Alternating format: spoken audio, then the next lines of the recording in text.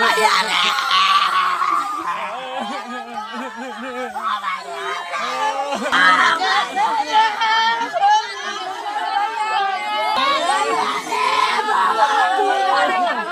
নিরহ মানুষ, আঙ্গুর কিছুই নাই, আমরা কিচ্ছু করতে পারবো না। গাছের সাথে লটকাইছে, লটকানির পরে ওরে আগুন দিছে। তারে যখন বাইরে হালাইছে, তখন তার বাঁচার মতো পথ নাই, তখন তারা নবীজি দুষ লাগাইয়া মানুষের মধ্যে বিষায়া দিছে। একটা খালি বাটা মোবাইল চালাইছো, ফেসবুকে ইন্টারনেট কেমনে কি করলো?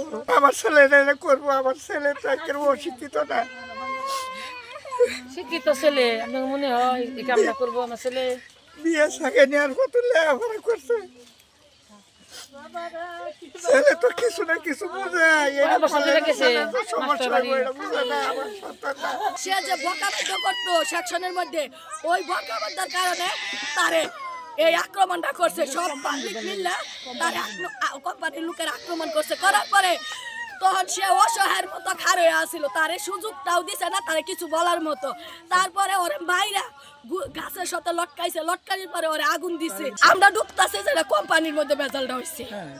আমরা শুনছি, আমরা যা শুনছি যে হারা যদি অনেক জনগণও কইছে যে তারে যদি ভুল হয়েও থাকে, তারপরেও তারা একটা কিছু করতো বা চর দিত বা থাপড় দিত, দেওয়ার পরে পুলিশের কাছে দিত, দেওয়ার পরে পুলিশের আইনের মাধ্যমে তার বিচার করতো। কিন্তু জনগণ মিললে তো তার বিচার করা উচিত হয় নাই। তারা যখন বাইরে হালাইছে, তখন তার বাঁচার মতো পথ নাই, তখন তারা নবীজি দুষ লাগাইয়া তারে ওই যে জীবন হরিয়ে দিছে, মানে মানুষের মধ্যে বিষায়া দিছে।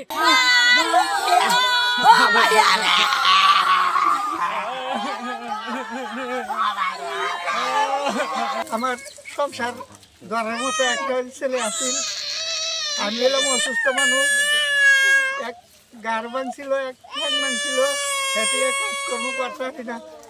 আমার এই বাচ্চারা এই যে চাকরি করে দিলে চাল ডাইলেন না খাওয়াইছে, তা খাইছি।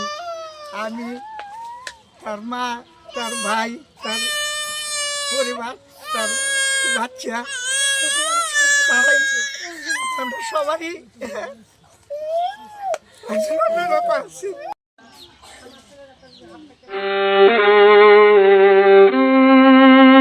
র্যাব 14 ময়মনসিংহ কর্তৃক 7 জন গ্রেপ্তার, 150 জন অজ্ঞাতনামা হলো। সরাসরি কাউকে ইয়ে করা হয়নি, আমরা ভিডিও ফুটেজ দেখে দেখে কিন্তু এদেরকে অ্যারেস্ট করেছি।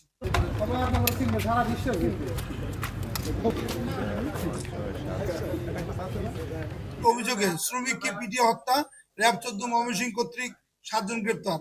অজ্ঞাতনামা উত্তেজিত জনতা ভিকটিমের বিরুদ্ধে হযরত মুহাম্মদ সাল্লাল্লাহু আলাইহি সাল্লাম ও ধর্ম নিয়ে কটূক্তির অভিযোগ এনে গত 18 ডিসেম্বর 2025 খ্রিস্টাব্দ রাত আনুমানিক 21 ঘটিকায় ফ্যাক্টরি হতে জোরপূর্বক বাইর করে দাঙ্গা সৃষ্টির মাধ্যমে দেশীয় অস্ত্র দিয়ে আঘাত সহ কিল ঘুষি দিয়ে পিটিয়ে তাকে হত্যা করে। পরবর্তীতে ভিকটিমের লাশ জমির দিয়া স্কয়ার মাস্টারবাড়ি বাস স্ট্যান্ড ঢাকা ময়মনসিংহ মহাসড়কের মাঝখানের আইল্যান্ডের গাছের সাথে ঝুলিয়ে আগুন ধরিয়ে দেয়, যার স্থির এবং ভিডিও চিত্র সামাজিক যোগাযোগ মাধ্যমে ছড়িয়ে পড়ে। উক্ত ঘটনায় ভালুকা থানার মামলা নম্বর 26 তারিখ 19 ডিসেম্বর 2025 খ্রিস্টাব্দ ধারা 147, 149, 302, 201, 297, 34 পেনাল কোড রুজু হয়। সিপিএসসি র্যাব 14 ময়মনসিংহের আভিযানিক দল ঘটনার ভিডিও বিশ্লেষণ ও স্থানীয়ভাবে তথ্য সংগ্রহ ও যাচাইপূর্বক বর্ণিত ঘটনার সাথে জড়িত থাকার অভিযোগে অদ্য 20 ডিসেম্বর 2025 খ্রিস্টাব্দ আনুমানিক রাত 3 ঘটিকায় ময়মনসিংহ জেলার ভালুকা থানাধীন স্কয়ার মাস্টারবাড়ি এলাকায় অভিযান পরিচালনা করে অভিযুক্ত 1 মোহাম্মদ রিমন সরকার, মোহাম্মদ তারেক হোসেন, মোহাম্মদ মানিক মিয়া, মোহাম্মদ ইরশাদ আলী, নিজুমউদ্দিন, আলমগীর হোসেন, মোহাম্মদ মিরাজ হোসেন আকন সহ মোট 7 জনকে গ্রেপ্তার করতে সক্ষম হয়। পরবর্তী আইনানুগ ব্যবস্থা প্রক্রিয়াধীন রয়েছে। ফ্যাক্টরি কর্তৃপক্ষের ফ্লোর ইনচার্জ এবং ওখানকার ম্যানেজারকে আমরা অ্যারেস্ট করেছি, কারণ ঘটনা সূত্রপাত হয় 4টার সময় এবং এই ফ্যাক্টরির ফ্লোর ইনচার্জ তাকে ইস্তফা দিতে বাধ্য করে এবং ইস্তফা দেওয়ার পরে উত্তেজিত জনতার কাছে সে হ্যান্ড ওভার করে দেয়। পুলিশের কাছে কেন হ্যান্ড ওভার করেনি এবং তার নিরাপত্তা কেন নিশ্চিত করেনি, সেজন্য সংশ্লিষ্ট কর্তৃপক্ষ যে পায়োনিয়ার নিটি ফ্যাক্টরির 2 জন এমপ্লয়িকে আমরা অ্যারেস্ট করেছি। এই 7 জনের ভিতরে 2 জন এমপ্লয়ি আছে। এই জিনিসটা খুবই অস্পষ্ট, আমরা বারবার চেষ্টা করেছি জানার যে কাকে বলেছে, কি বলেছে, এটা কিন্তু কেউ বলতে পারেনি।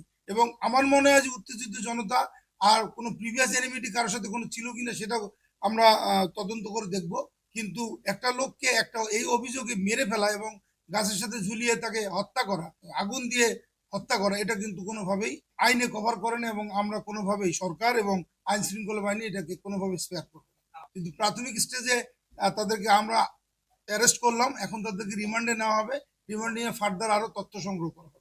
কোনো রাজনৈতিক পরিচয় আমরা এখন পর্যন্ত জানি না। 150 জনের নামে মামলা হয়েছে, 150 জন অজ্ঞাতনামার নামে মামলা হয়েছে, সরাসরি কাউকে ইয়ে করা হয়নি। আমরা ভিডিও ফুটেজ দেখে দেখে কিন্তু এদেরকে অ্যারেস্ট করেছি এবং যাদেরকে অ্যারেস্ট করেছি সবাই ঘটনাস্থলে ছিল। আমরা যে তদন্ত করছি এবং আমাদের ছায়া তদন্ত চলবে, আমরা 7 জনকে অ্যারেস্ট করে ক্ষান্ত হব না, আমরা চাবো 150 জনকে অ্যারেস্ট করতে। এবং কি কারণে ঘটনাটা ঘটছে